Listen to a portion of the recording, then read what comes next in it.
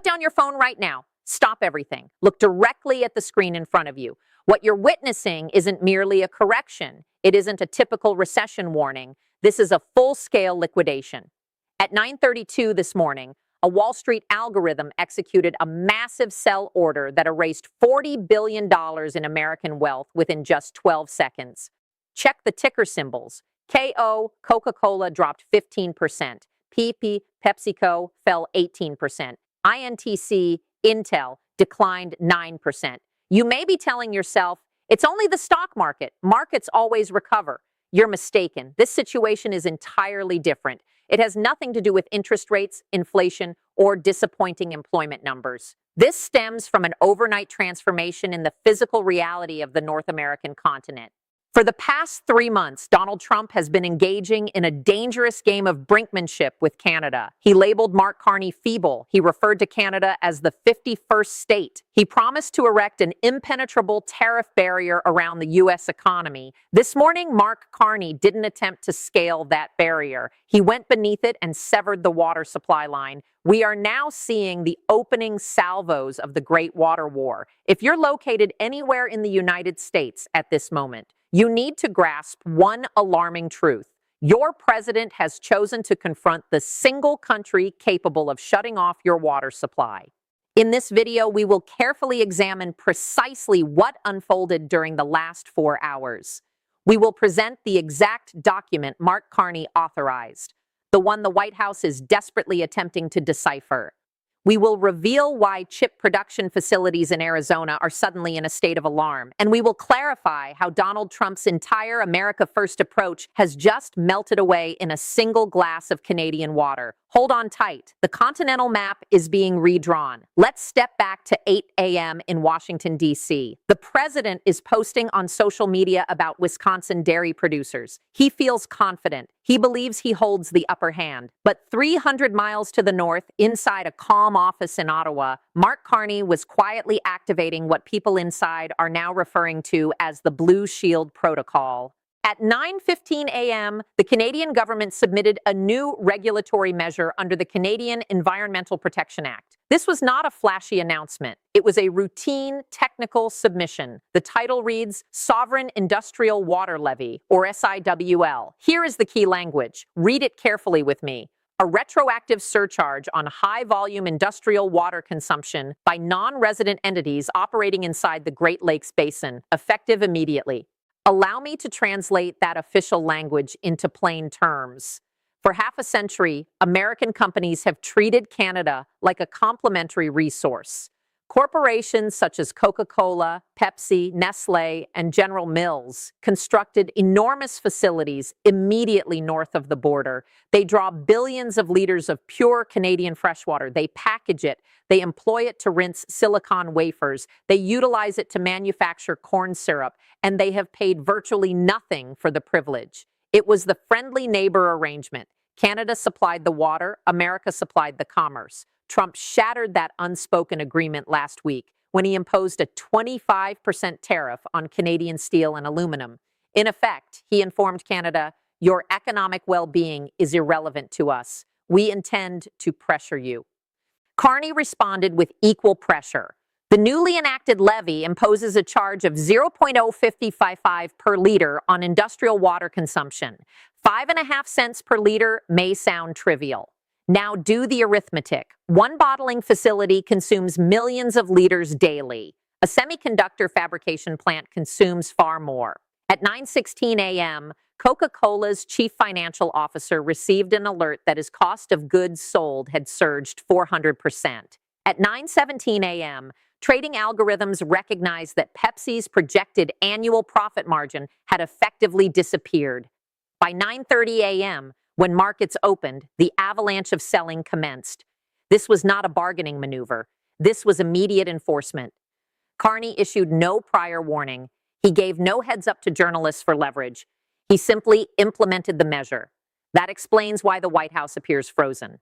Trump thrives in chaos. He understands how to counter chaos. He has no experience countering quiet precision. He has no strategy for defeating a straightforward calculation.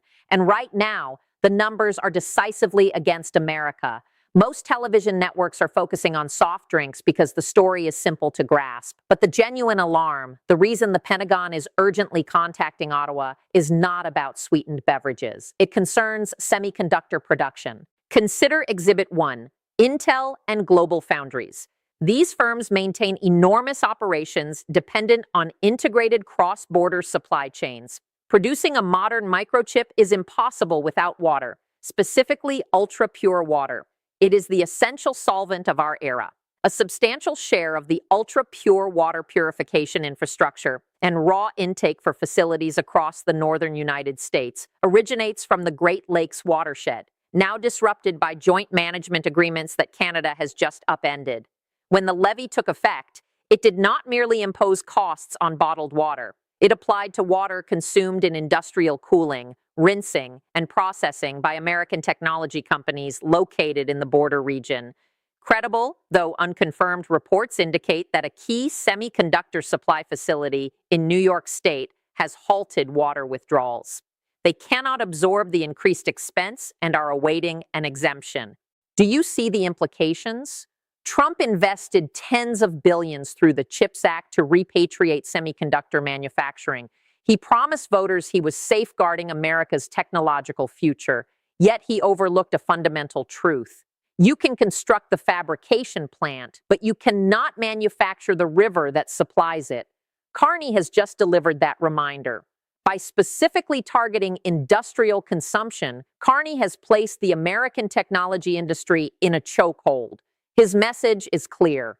You wish to impose duties on our timber? Very well. We will impose duties on the fluid that cools your data centers and purifies your microprocessors. This represents next-generation economic combat, not with armored divisions or missiles, but with engineered friction. Carney inserted deliberate resistance into the world's most streamlined economic engine, and the engine is beginning to overheat. Now observe the response from Washington. This is where the contrast becomes excruciating. Donald Trump is presently meeting with his trade team. Sources describe the atmosphere inside as explosive. Trump's reflex is always retaliation. Strike back twice as hard. Rumors circulate that he is considering sealing the border to Canadian trucking or prohibiting Canadian crude exports. But here is why he is losing grip. The bully's paradox. A bully retains dominance only while the target fears escalation. The moment the target strikes back using an unexpected method, the bully's advantage vanishes. Should Trump block Canadian trucks today, the U.S. automotive sector would grind to a halt by Friday. General Motors and Ford depend on components that cross the border multiple times during vehicle assembly. Should he ban Canadian oil, Midwest gasoline would likely reach $7 per gallon by Monday.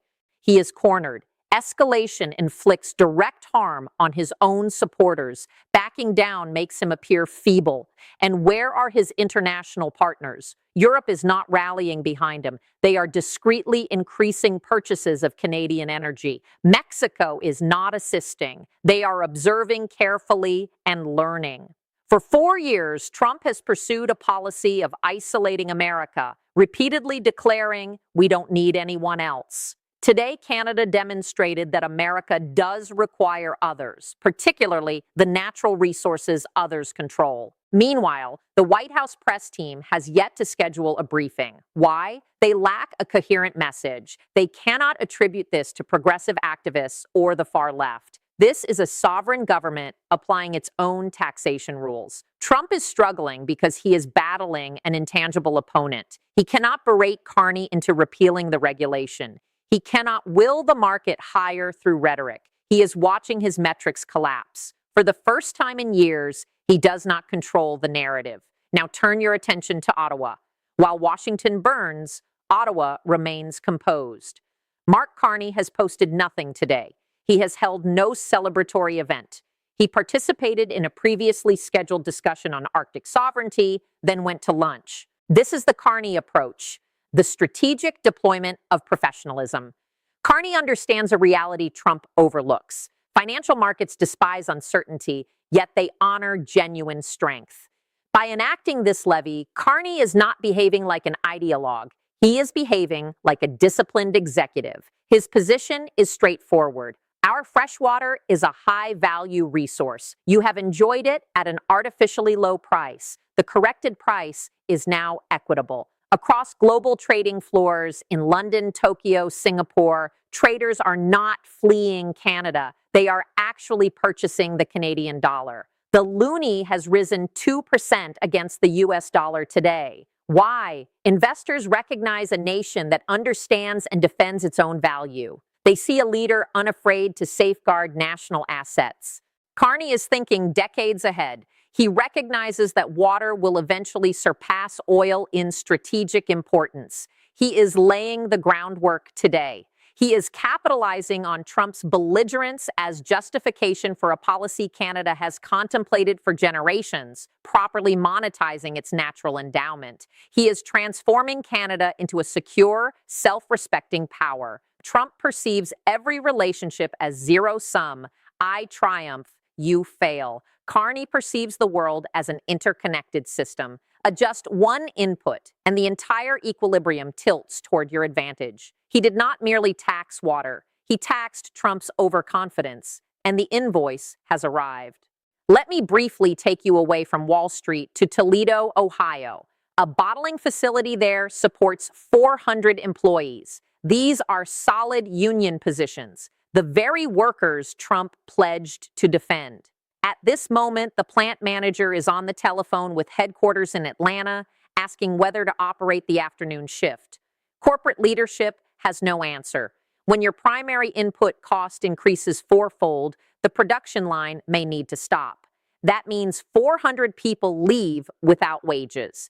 That means 400 households begin worrying about next month's bills. This is the human cost of a trade conflict. It is not abstract chart patterns. It is termination notices. And the impact extends beyond the plant to the drivers who transport the product, the farmers who supply the corn, the packaging suppliers. Trump's tariff campaign was intended to restore American employment. Instead, it provoked a countermeasure that is eliminating existing jobs. Carney understands this calculus perfectly. He is wagering that the suffering inflicted on American workers will compel the American president to concede. It is a ruthless but deliberate strategy. Trump gave him no alternative. When a nation's survival is threatened, it does not respond politely. It responds to prevail. Right now, American workers are unintended casualties in a conflict launched by a president who neglected to study the full dossier. You might wonder, can't the United States simply file a lawsuit? Isn't this action unlawful? That is precisely the elegance of Carney's maneuver. The 1909 Boundary Waters Treaty regulates shared management of the Great Lakes. Trump's legal team is currently scouring the document for any provision that prohibits such a levy. But the decisive point is this: Trump has spent recent years dismissing international agreements. He withdrew from climate pacts. He undermined the WTO. He broadcast to the world that treaties are optional. Carney is now applying Trump's own reasoning in reverse. If the United States disregards international commitments, why should Canada honor them? Canada is presenting this as a purely domestic tax issue. Sovereign states possess unrestricted authority to levy charges on activities occurring within their territory. If Coca-Cola withdraws water from Canadian soil, Canada may tax that withdrawal. Full stop. To challenge the measure, Trump would need to appeal to the international tribunals he has repeatedly scorned. He would need to petition the World Trade Organization, the same body he once attempted to cripple. The contradiction is profound. The America First president may soon find himself pleading before global institutions to rescue him from Canada. Even if litigation begins, resolution would take years. The equity markets are tumbling today. Production lines are stalling today. Carney requires no long-term legal victory. He requires economic dominance in the coming days. One brief moment from this morning captures the current reality perfectly. At 10 a.m., as Mark Carney exited Parliament, a journalist asked, "Mr. Prime Minister, is this an economic declaration of war?" Carney did not pause. He simply turned toward the camera and replied, "We are not declaring war. We are simply declaring that Canada is no longer operating as a discount outlet." Contrast that calm statement with the all-caps tirade presently posted on Donald Trump's Truth Social account. One leader projects authority. The other is shouting into the storm. We have entered a critical period. The next 24 hours will determine the trajectory of the North American economy. Three plausible paths lie ahead. Scenario 1, corporate pressure. Leaders of major Fortune 500 companies contact the White House and deliver an ultimatum. Resolve this immediately or lose our financial support. Trump is compelled to retract his tariffs on Canada. He reframes the reversal as a brilliant negotiation, but the reality is clear. He yielded. Canada suspends the water levy. Markets stabilize. Scenario 2, uncontrolled escalation.